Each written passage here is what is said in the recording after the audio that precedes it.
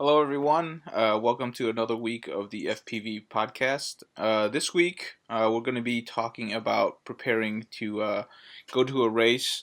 If it's your first time or many times, you might be able to get some tips and tricks out of these two right here. I usually host events. I don't usually go to an event to race, but I do go to events kind of just to check it out, and I usually help every once in a while at an event. We'll also be talking a little bit about current news because there's two interesting topics at this time. So we'll spend like 10 minutes just talking really quickly about them. So before we start, I'm just going to go ahead and introduce my two guests. Elvin, why don't you go ahead and tell us about yourself? Hi guys, it's me. I'm Elvan Wilson. I'm on Team Pulse, Team Heli Direct, Team Aerial Freaks. Just working my way up the ladder. Hope to see many of you guys when we tour the country early and later on this year. Cool. Paul? I'm Paul. I'm a newer multi-rotor pilot, and I guess kind of YouTuber now. Just excited about telling the story of being a multi-rotor pilot. What is all of the work and effort that goes into creating the couple minutes of content that you get to see? I'm excited about telling that story. Cool. It's a good story to tell. It is. It's actually really interesting. Getting on to the news topics. The first one we're gonna tackle, and it's kind of together, so I'm just gonna combine the two. It's the AMA and also the Amazon news that came out recently. So we have the AMA, who essentially is kind of dragging their feet, or they're not giving us really any good news. So we can talk a little bit about that. And then you have Amazon on the other side, kind of taking advantage of the moment, and they're really trying to split up our airspace. At this point, they pretty much want anything from 200 feet to 400 feet for their commercial zone. And, you know, they don't really care about us hobbyists or recreational flyers or anything like that. So it's kind of a rough time if you're a hobbyist. And if you are a hobbyist and you're really into this, you really need to pay attention and you need to be a little bit more vocal. Just be polite vocal. That's all. So, Elvin, what are your thoughts on this? I'm,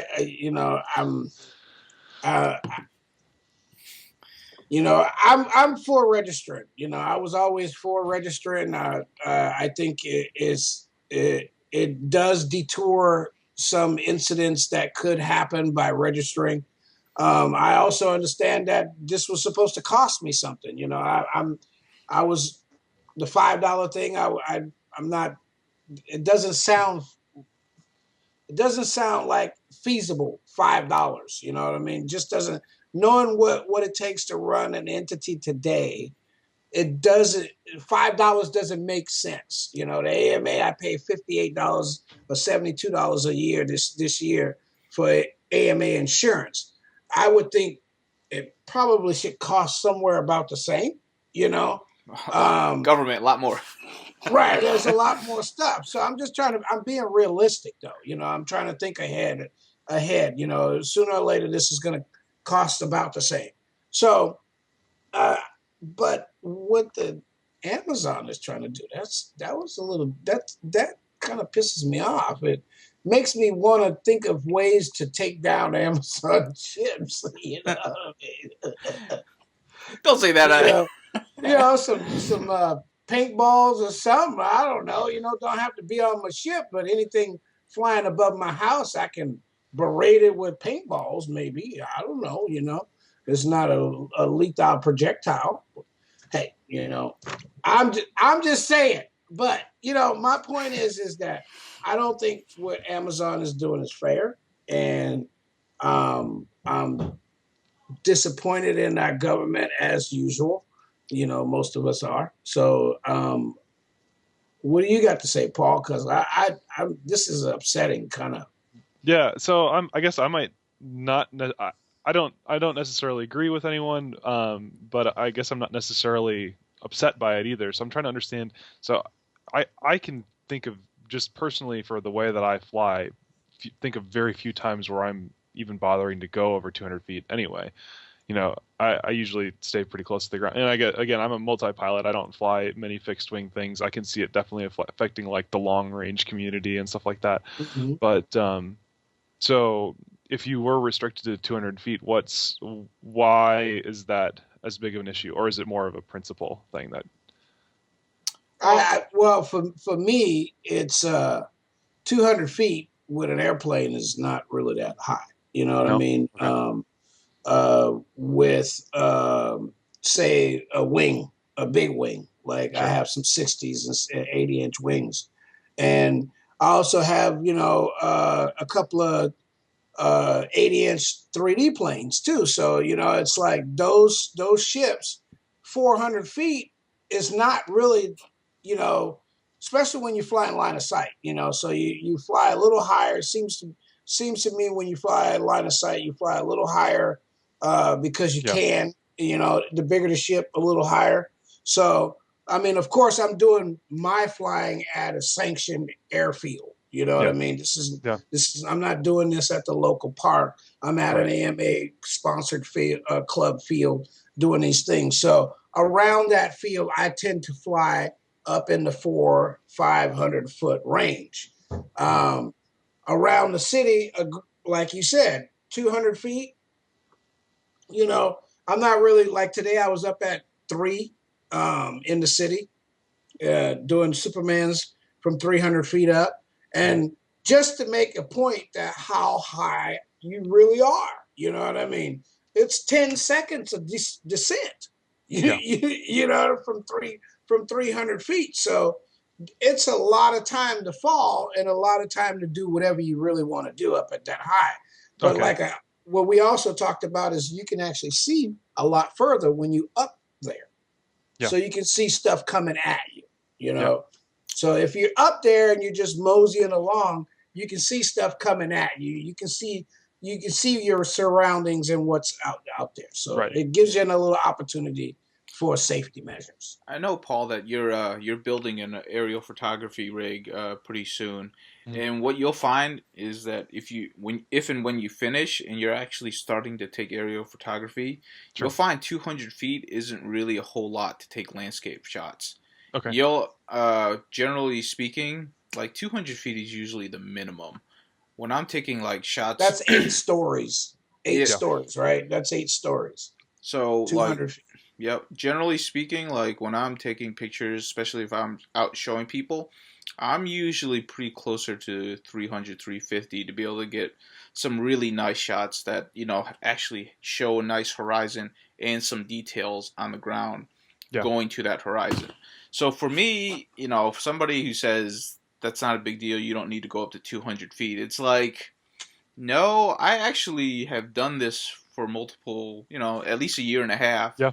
and I like being above 200 feet. But now Amazon is trying to give you leeway to do what you're doing, though. See that's what's messed up in the thing. It says realtors, Oh, no, no, which I'm just talking about for fun too, though. yeah, Right? I hear you, but you know, Amazon is looking out for the business side. You know what I mean? Let's give the realtors a little shot, a little space up to 200 feet.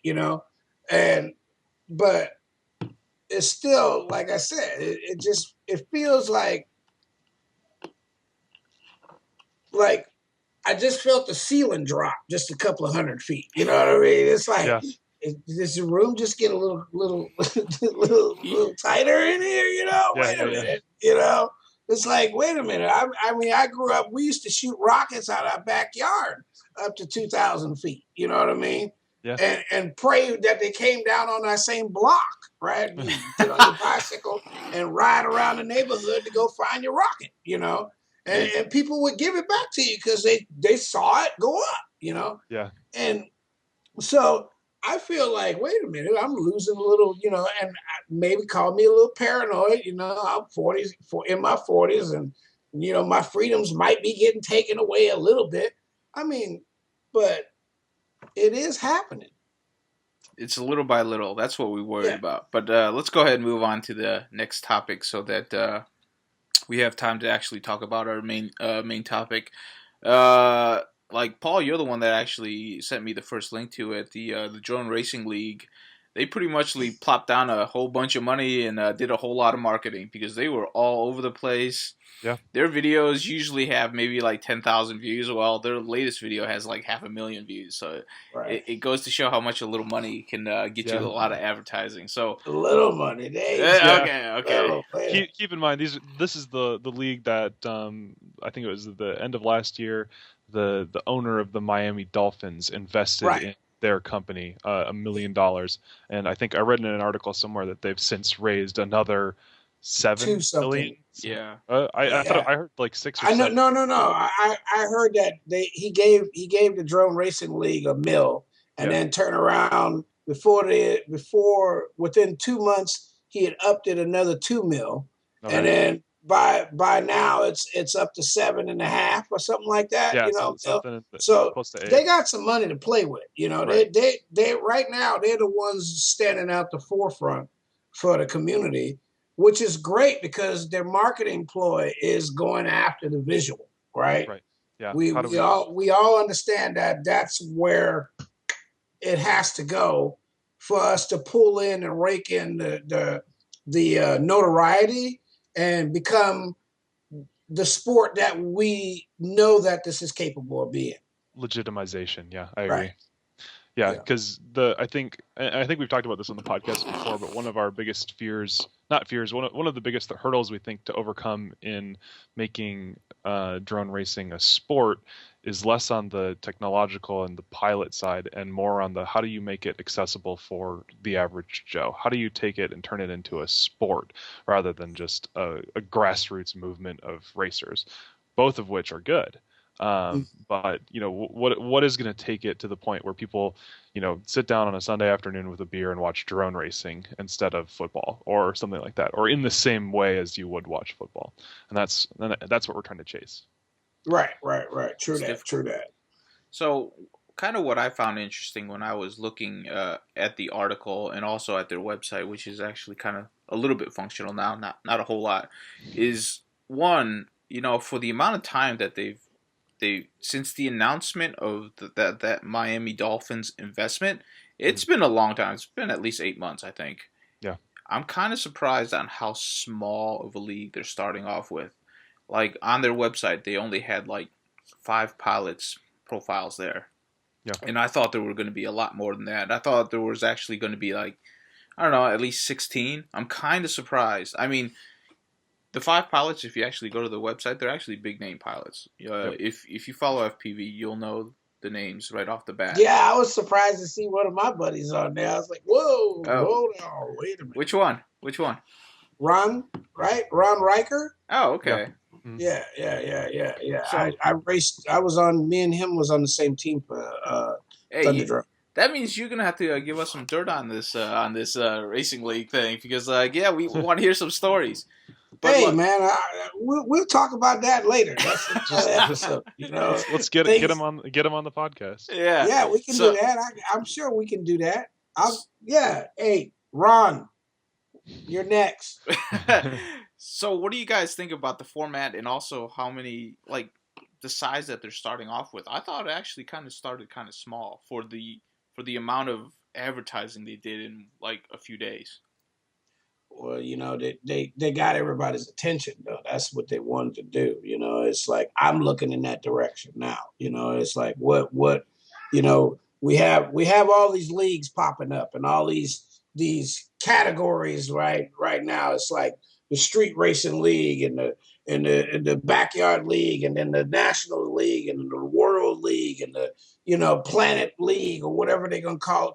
Somebody's gonna come up with that next, right? Get that. Put a patent on that, copyright on that right there. Planet League. Anyway, but so it's those so many things are coming, and they haven't even started to condense yet. You know what I mean? So like we got all of these things calling themselves nationals and championships, and really, which one is really the one? I mean, usually they say the one with the biggest money is the one that is count. Right now, Drone Worlds is the biggest competition in the U.S., but, that may change. Yeah, it may change. Yeah, that may change. I don't And know. that, Drone Racing League, they got some heavyweight names behind them, big fat pockets. Big fat You know, pockets. you know how they do things in the corporate world. They like to absorb your business. They're like, oh, you did it. You did a nice job. Come here. Thank you. Hey, if you can throw Now money go at sit it, down you can do somewhere. that. Right. Yeah. Go sit down somewhere. Any other comments before we move on, Paul? Yeah, it's the format is interesting. Like it seems like it's very not I don't want to say invite only, but they're picking the pilots that they want to be racing, and they're trying to build personas around them almost like in the same way that it doesn't seem like it's necessarily geared for like the individual for or like the hobbyist, but it is like they are grooming professionals. They are picking the people that are going to become professional top pilots, and that's who they're pitting against one another in the course to generate media and content and whatnot. Cool. It yeah, I'm not sure how I feel about that yet, because that wasn't actually what I had understood it to be until kind of we started talking and stuff. But yeah, it's Well, interesting. I'm sure this topic will come up again and again as we know more about it and as we actually see what kind of content they come out with. Because I'm really interested in seeing if their content actually pulls people in and whatnot. Because obviously, if the way they do it works, then people are going to copy it. Yeah. I The think. Go ahead. and one more thing with that I've always thought was that I've kind of actually said from the beginning was get everybody on the same exact setup, and everybody Exactly. in this is on the same exact We setup. we So we it's agree on that, skill Paul. against skill. And I was Skill. like, that's Exactly. awesome. That is I That's think actually awesome. that's what yeah, that's what I thought your Drone Racing League was going to do. That's exactly what I thought they were going to do. They were going to put the the top 25 pilots up against each other in a true endurance test flight challenge. You know yeah, what I mean? So, but we'll see, because there's a Probably lot of not. guys out there right now that are capable of whooping up on a couple of those guys. We've seen a couple of guys get their behinds tore up going to competitions yeah, by people virtually unknown, yeah. right? Virtually unknown, come out of nowhere. Bam! What? All first, second, It So happens. it we'll see. Okay, cool. There's a lot of badass pilots out there though. There is. It's cool. All right. And more being made every day. That's right. Exactly. All right. Let's go ahead and get on to our main topic. It was a good discussion there, but I do want some time to actually talk about our main topic, and that is, as this sport gets more popular, there's going to be a lot of people that wants to actually attend races, and I think fundamentally speaking, the first race, just getting up the courage to try to go to your first race is really difficult. This is No, as a pilot, not as a yeah, spectator. yeah, Now as a that pilot. now that we've been talking about spectators all night. Yeah, no, no, we're switching gears. No, we're talking about pilots now, or piloting FPV. So, like, I kind of just want to hear your stories on, like, if you remember, Yvonne, like the first time you went to a racing event, were you nervous? Were you prepared? How was that feeling for you? I don't. I can tell you that mentally wise, I was ready. Ship wise, I wasn't. You know, You I just had I had all these aspirations. I planned. I've been flying for 2 weeks practicing. Prior to I knew, and getting practice, working on the course that they had told us was going to be the course, right? Mhm. And did all of that. So I believe I was mentally prepared. I just wasn't. The ship wasn't ready. Well, I took 3 ships, right? I took 3 ships, and one ship blew up on the line. The other ship, uh, video kept blinking in and out, and the third ship I built while I was there so I could finish the last day. So, Paul, that so sounds like you. Yeah, that you does sound like know, me.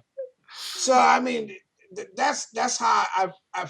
So my goal is now is more than one ship, being more prepared, right? Yep. That's my thing. I tell people now is be prepared. Be prepared for anything. What about you, Paul? How was your? I'm looking up the date here actually, because I know when I first did. Or I posted a video like 2 days after my first event. So I started flying in March of this year. I uploaded my maiden flight of my first custom build on March 15th, and I think I had FPV in the next month. So I did line of sight practice until April. In April, flew, and then my first racing event was on July 27th. So that would have been about 2 months after I had started flying FPV, and I probably did 5, 6, 7 packs a week or so until then. So maybe my 50th FPV flight or so was a race, and I went into that total with like no expectations. Like I'm always nervous to like meet a bunch of new people. Wai actually happened to be the race director for my first race, so that was he made it pretty easy. And then they raced with a group of pretty cool guys, some on 3-cell, some on 4-cell. So I kind of stuck with the 3-cell group for my first time out, and I actually happened to pull off a win the first time. I think mostly because of one or two guys' equipment failure.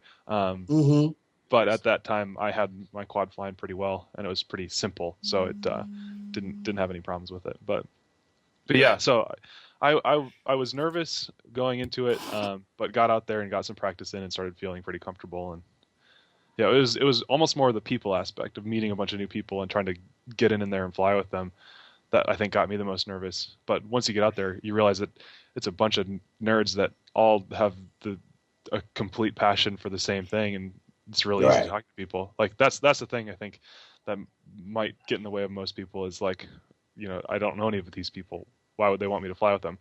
Because you all like the same thing. Like just go out and have some fun. Yeah.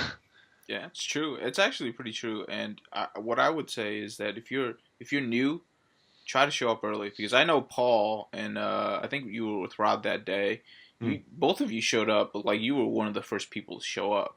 And so like if because like new people show up and they introduce, or I introduce them, or they introduce themselves to me, and if I know you're new, I can help introduce you to the regulars, and that will kind of help things along. So if you're a race director, please do that for new people, and if you're new people, please show up early, because that always helps. Yeah. and it also gives you time to practice. Yep. It does. Even when there is no practice, sometimes it's a couple of times you get out there and just run the course just for a couple of minutes. You know what I mean? Yep. Yeah. No. Why let me get like 4 or 5 batteries in on the track before pretty much anybody else got there, and like by the time people were showing up, I remember a couple of people said like, "Whoa, who's that?" I'm like, "It's just me."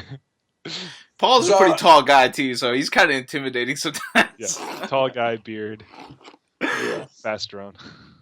Oh, here we go. Cockiness. Oh, God. Cockiness. All right. Yeah, but that's good. See, that's the part I like. See, I like guys that have confidence in themselves. There's too many guys out. I feel that growing up in this world, that there's too many guys out there that don't have enough confidence in themselves, and they downplay themselves too little. I mean too much. So it's good to be around a group of guys that have a little bit of competitive nature and can still be friendly and competitive. That's the hard part, I think, that really comes down to it, is being competitive and friendly, because I like Paul, but I don't want to lose to Paul. You know what I mean? But it's not the end of the world. Like it's not the end of the world. Yeah, it's fun. You're still gonna have a fun. Hopefully, if you don't have equipment failure, you're gonna have a fun time getting to that point. So getting to that point, whether you win or lose. Sometimes you show up and you done all the things right you can do, and just one thing happens. I did a race up in Chicago, not that long ago, where I got signal stomped by somebody and totally destroyed my quad, and it was the only one that I had at the time. And I missed a heat because I was repairing it and wasn't able, and I would have made it to a pole position had that not happened. And so it was just kind of like bummer, but it was still like one of the funnest days of flying that I've ever had, just because it was good competition and good fun, and met a lot of cool people that I still talk to this day. Like, so it's awesome. Yeah, it's actually a really good point. Is like when you go in there, be prepared to race, but by the end of it, be prepared to buy everybody a beer. That's how I say it. Yeah. It's Why? You still yeah. haven't bought me a beer. That's because you're too young, man. You're only 17. I'm kidding. Jeez, dude. See, look, I never get tired of picking on Paul, by the way, so this will be a common occurrence. I'm kidding. I'm kidding. Okay, so so yeah, I don't know. Good conversation on experience, especially when trying to go to your first event. So when you okay, so you say you've committed to going to an event. What is your planning schedule? Is there a routine for the both of you that you set when you are committed to go to a race? Yvonne, do you have a like a routine plan that you just follow when you're going to a race? Yeah, well, I always look up to see what the schedule is, right? Every race has a schedule. When whatever you racing in class or category, you got to know what time your race start, when you're supposed to be there, what time how long you got to practice. You want to know all that stuff before you even confirm your flight. I mean, that's the way I look at it. It's like I I go find out as much as I can before I start making my flight, and then after that, I move on to the next category, which is getting your hotel and all that other stuff situated, and then car and all that. What about you, Paul? More important to me than the schedule is actually my lists. When I am getting ready for an event or anything like that, I always make sure that I make, before it's like the day of, or just well in advance, kind of think through, these are the things I'm going to bring this spare motor and this spare ESC and these tools and these things, and like actually I don't if I'm going out of town, like on vacation with my wife, I don't make a plan. If I'm going to a drone race, I make a plan. And yeah. And I don't know what it is, but I am always worried that I'm going to inevitably forget something. I wouldn't be too worried about it, because 90% of the time there's going to be 100 people there that are like, I've got it, let me help you. And like, everybody wants to be supportive and help you out, but True. it's best to be on the side of prepared. My race ritual is always taking care of demons with my quads. I don't think I have gone to an event yet where literally the night before something is not working. I don't know what it is. Like, my quad will be flying great for a month. The night before I go out to maiden test it, or like just to go for like 2 test packs or something, and something goes horribly wrong, and I'm going to be up for the next 3 hours trying to fix it, and then the next morning somehow it'll magically work. And then like literally the last pack of the day, it's going to stop working again. So it's like, somehow by the grace of God, I haven't had critical failure because of technical failure ahead of time, but I should have. So be prepared for a little stress ahead of time if you have demons to work out with your electronics. So, do you have a checklist, Yvonne, or do you just make it up as you I go? make up my checklist prior to, like I said, for me it's making sure I know the schedule, then the airport, getting all those things situated.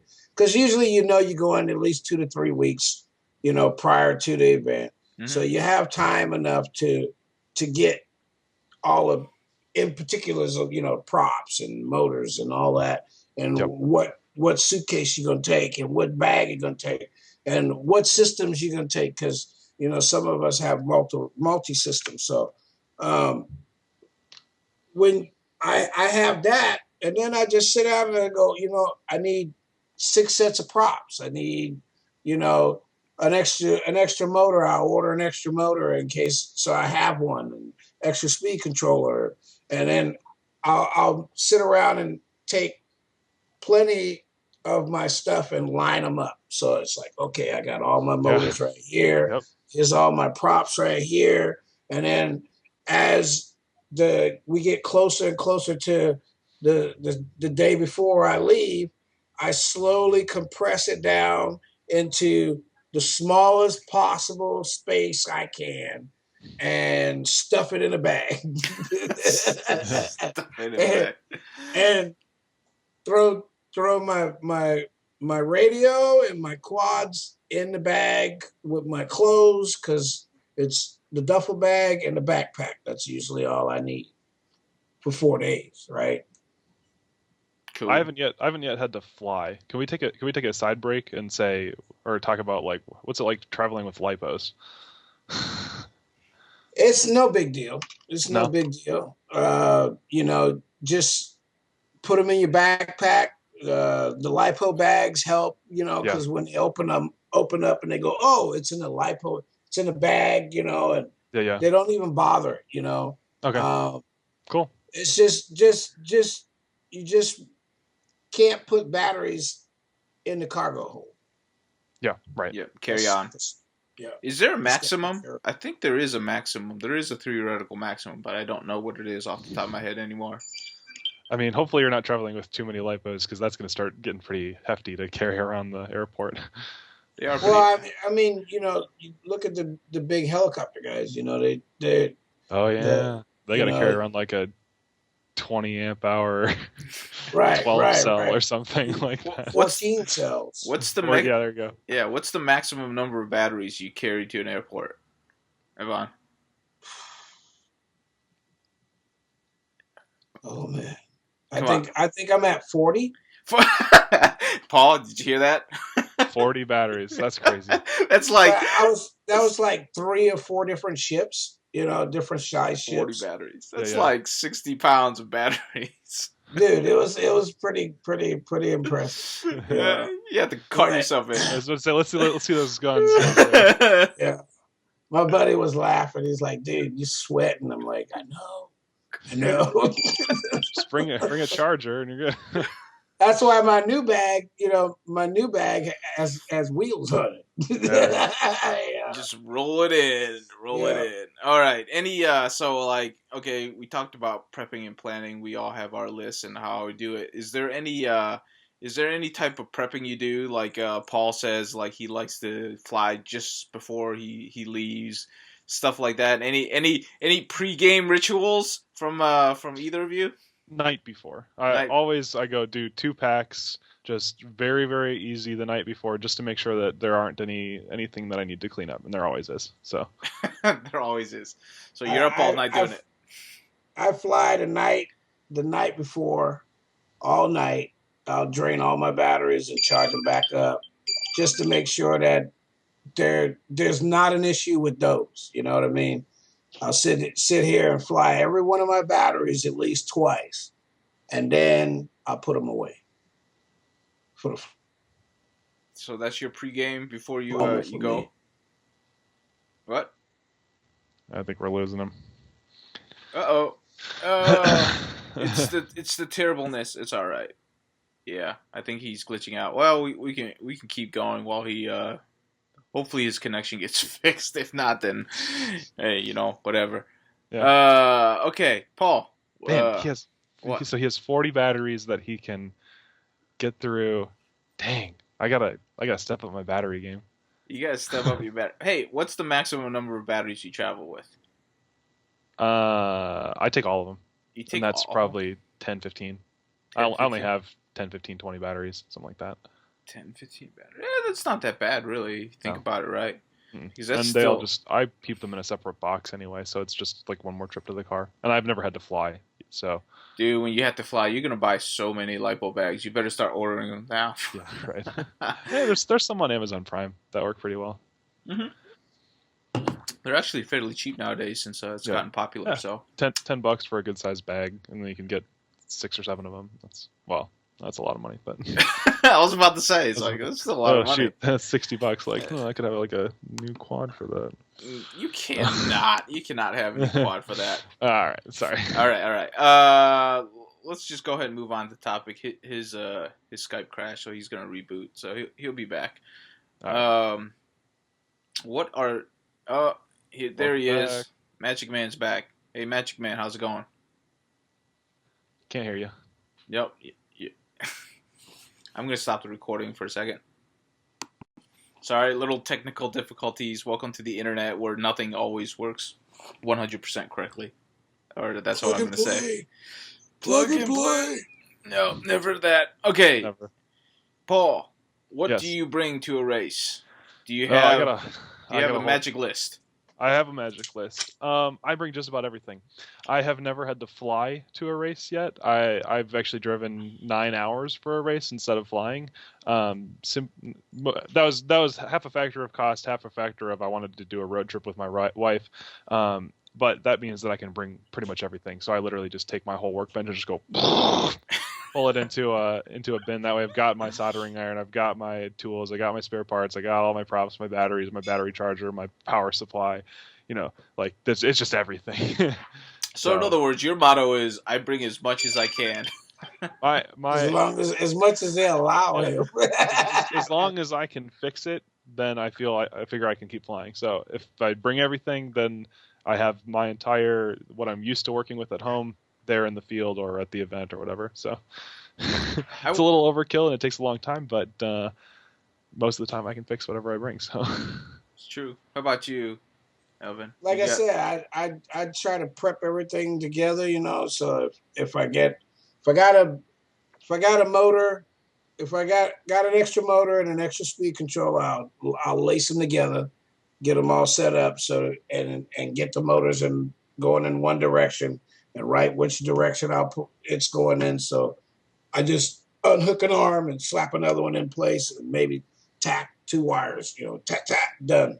And I'm ready to go back in the air. Awesome.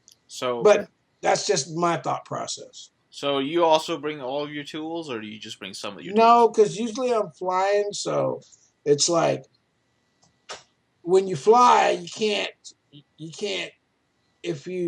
So like twice I've gone somewhere where it's just backpack, just a backpack. We're just taking backpacks, and so you can't take no tools. When you get where you're going, we go to the Dollar Tree and we go to Harbor Freight and we spend like $20 on tools between 2 guys, and we have all the tools we need and we leave them when we go because we don't. You buy the tools when you get there. That's awesome. Disposable tools. Yeah, because you usually Harbor lose Freight stuff, is a good right? deal.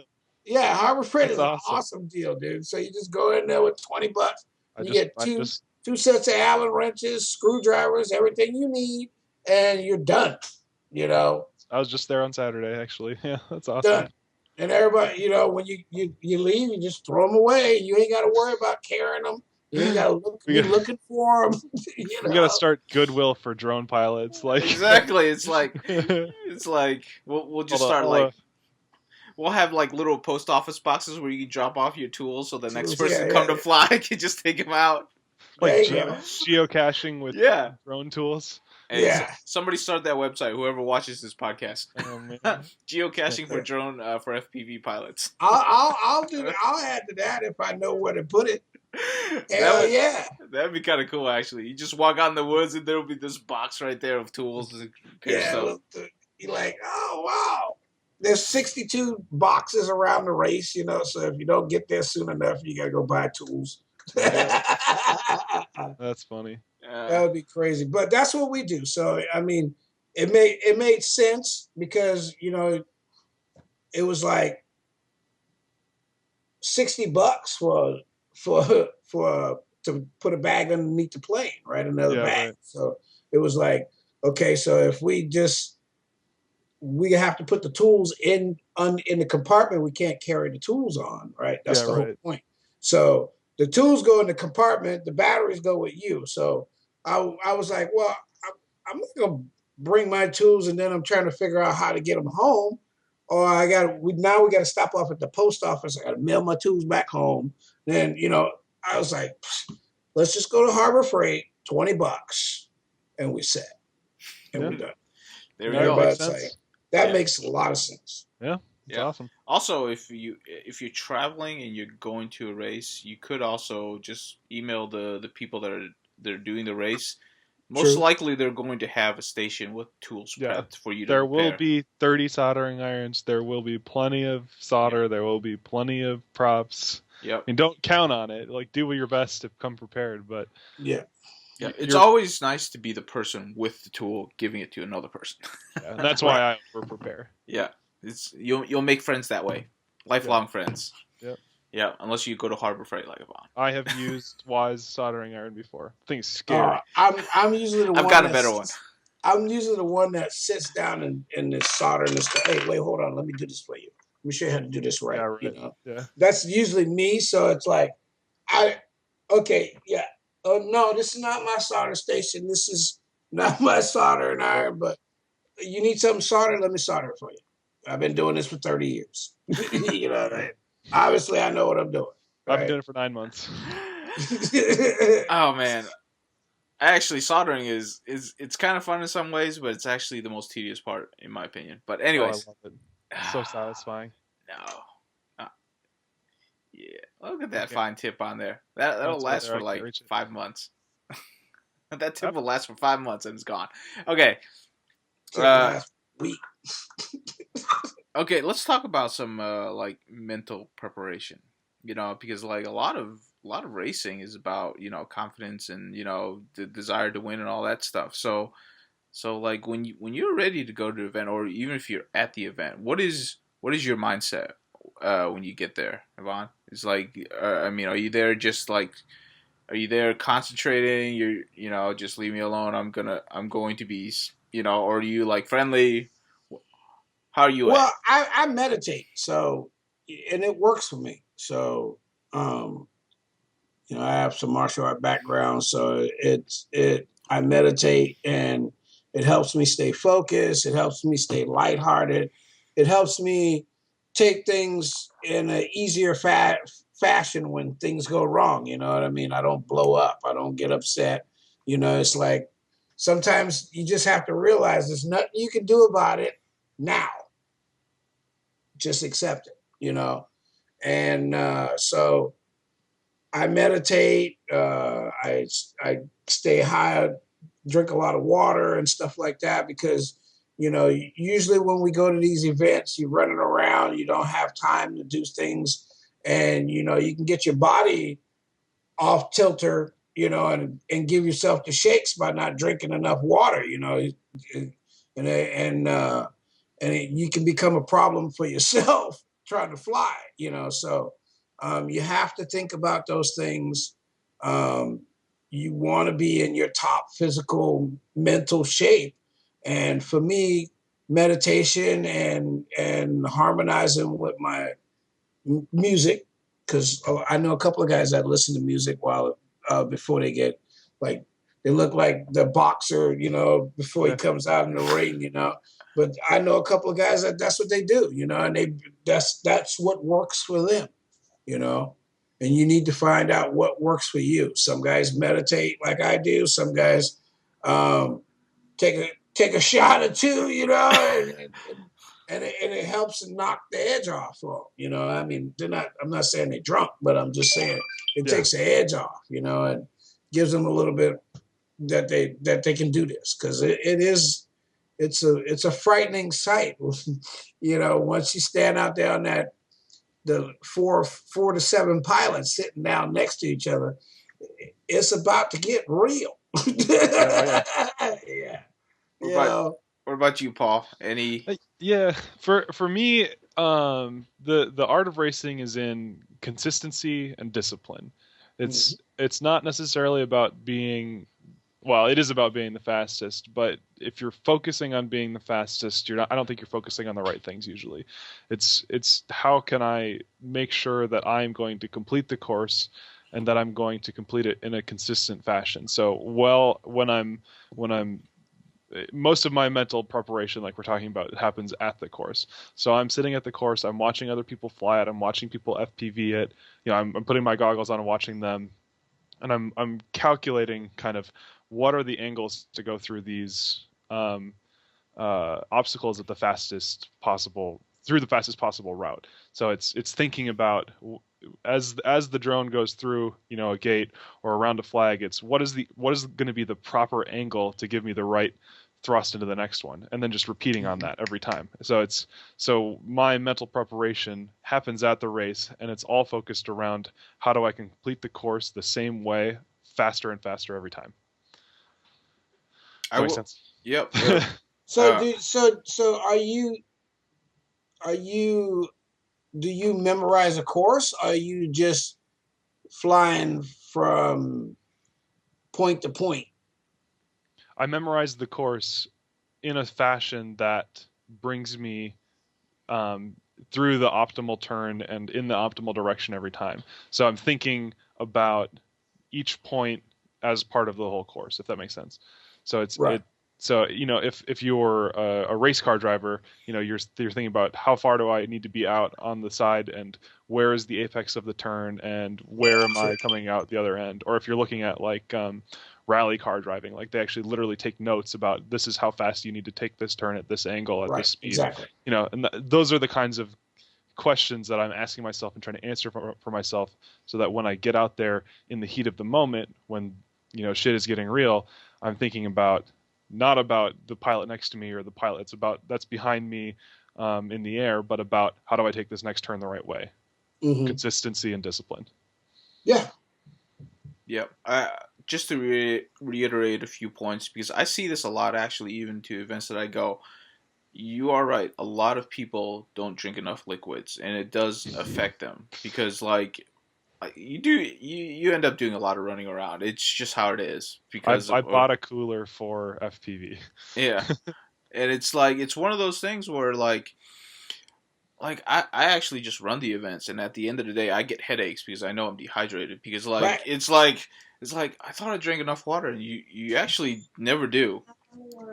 You almost never do. Oh, if you need to do something, Yvonne, don't worry about us. But the other thing about I think a lot of people, they come off as friendly and it's perfectly fine. But what you'll find is that the people who go there and they concentrate on the race usually end up doing better. There's Right. a time to socialize, and then there's a time to concentrate. You know, True that. figure out which side of the spectrum you want to be on, because it's never both. I don't know if the two have to be mutually exclusive, but yeah, definitely take time to think about the course, think about how you're gonna be, and focus on your consistency. Yeah. You both of you guys are saying the same thing. I mean, you know, it's about preparation. You know, being prepped for it. You know, we talked about this, that we all.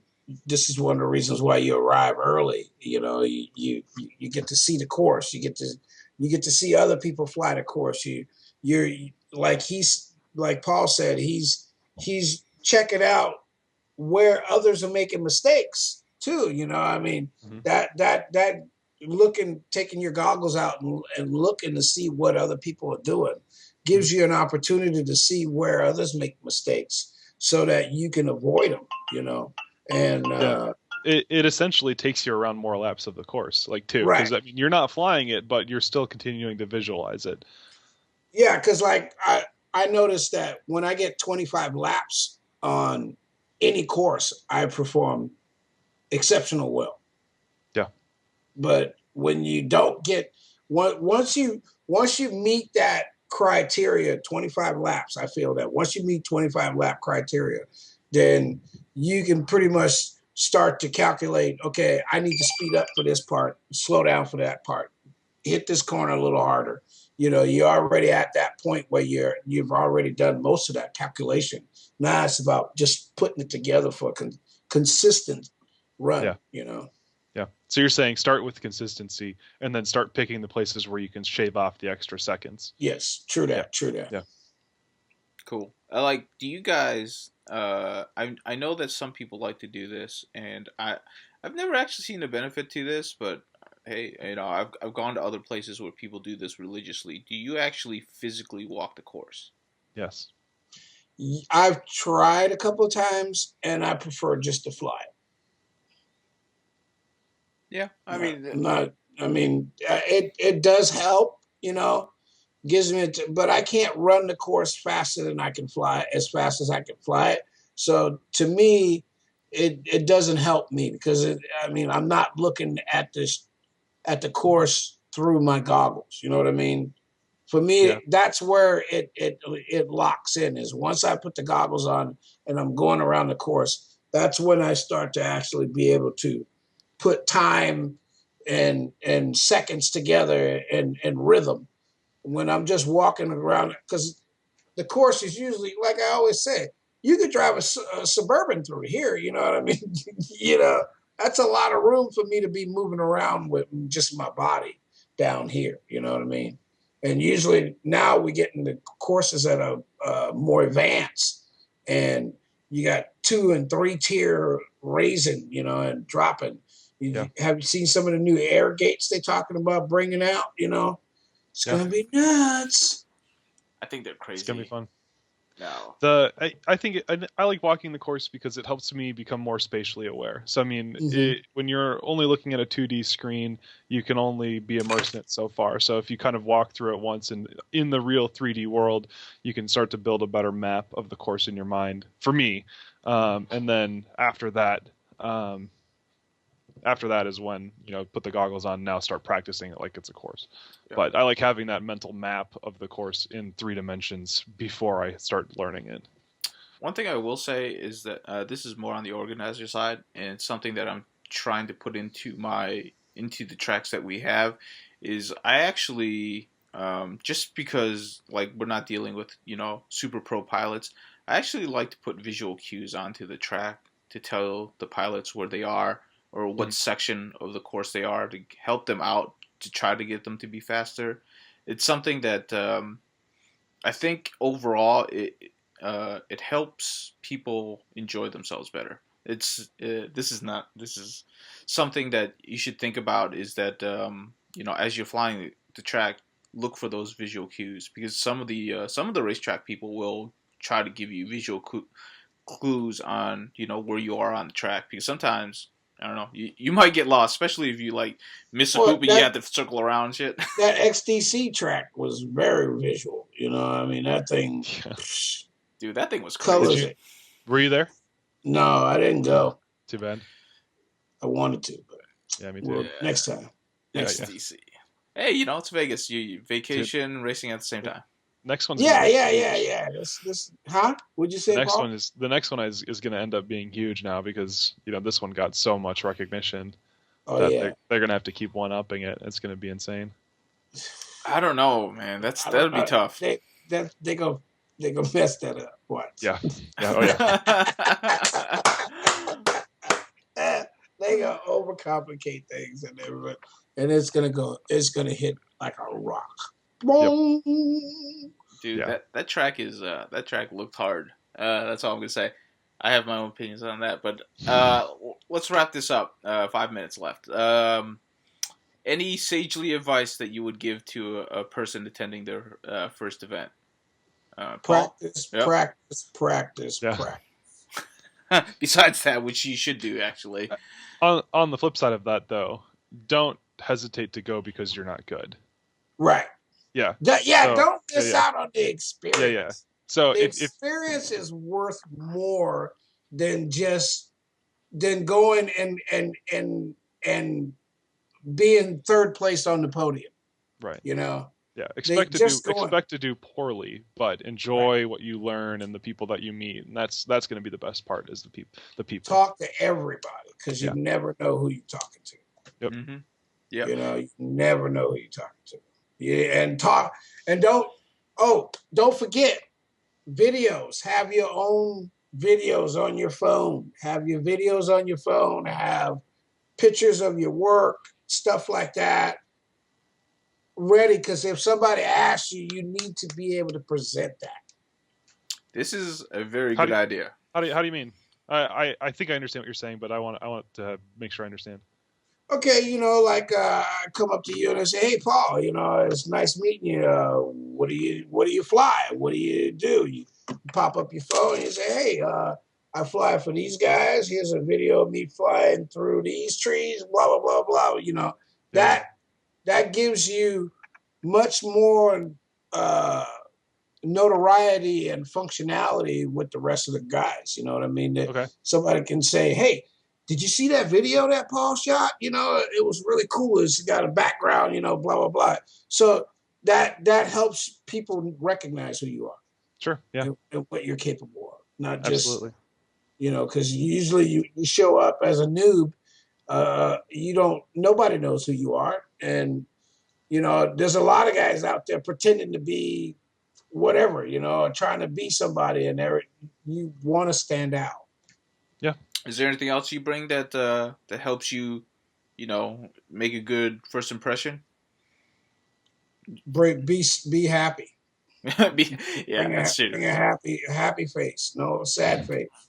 Yeah. No Happy frustrated face. face. Yeah, be smiles. Yeah, woo! We're gonna fire it up today. I always try to bring a project, like because I've always got like my core builds and then something that I'm kind of messing around with. Like for a while it was like a ZMR tricopter, and then it was the plane, which not a super novel thing, but for the group of people that I was flying with, that was not normal. Or like, let's do some streamer chasing or something like that, just to kind of add something else to the fun of the day beyond just the racing. But I mean, the racing is obviously my favorite part, but you can always add to it. It is true. All right. Any other sagely advice before we wrap up? Have fun. Yeah, I think my favorite part of this whole thing is the people, is just meeting people and learning from people and seeing the way other people do builds and stuff like that. So it's easy to kind of not go up and talk to a bunch of people. At least it was for me. So just force yourself to go talk to them, because I mean, you have something in common. You all are excited about the same thing, and everybody loves to talk about themselves. So just go ask them about themselves, and it'll be really fun to meet a bunch of new people and learn. And also, It's always fun. Also have a way that they can easily find you, because most of us are pretty technical. Email address, website, YouTube. Have that available so that I'm gonna make some business cards. That's a good idea. I have them. Yep. Well, now we have to be registered. Now I'll be putting my FAA number and Call sign. on my business cards. Yep. His call sign is Pulse. No, I'm kidding. The perfect beat. That's what that is. I don't know if you guys know, but that is what a perfect heartbeat is supposed to look like. I didn't know that. I didn't. Yep. Oh, well, I just and learned something. I found out because I know somebody that's a nurse, and she was like, "You know what that is? That's a perfect heartbeat." Let me show you. That's funny. I was like, "Really?" And I'll she's like, show. "Yeah." My wife is a nurse. I'll show it to her and see what she says. All right. That'd be good, because that would make me feel yeah, right. Somebody's not just messing with you. Like, that's actually somebody having a heart attack. right. All right.